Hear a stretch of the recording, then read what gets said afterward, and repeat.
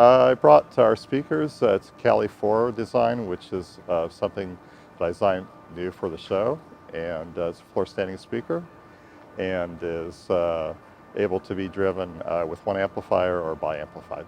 We have a line of speakers. We build to order, and we do a lot of custom designs for our customers. We also do home theater, and we do DIY kits for those that are cabinet makers or woodworkers that want to build their own.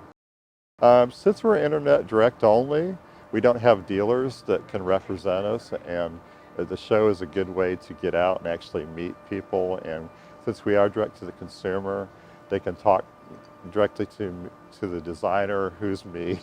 I wear lots of different hats, and people really like that because it's not impersonal, maybe like a larger company is, and it gives us great exposure to to come to the different regions of the country.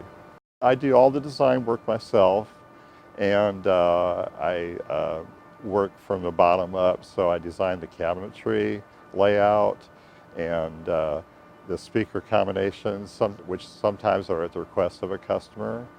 Sometimes it's just something that I feel like for the show here. I designed something that I would really like for myself and I thought would translate well for the show. And we do, like for home theaters, we're constantly changing up things to fit into certain spaces and just depending on what the needs are of the client.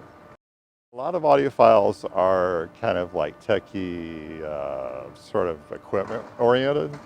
I come from a music background. I wanted to major in music in college, but I didn't have a keyboard background, so I kind of decided that was probably not going to be a good thing for me.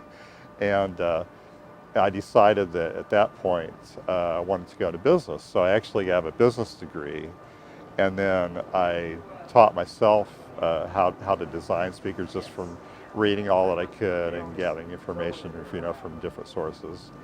And was generally like building stuff for friends and family when I first started out.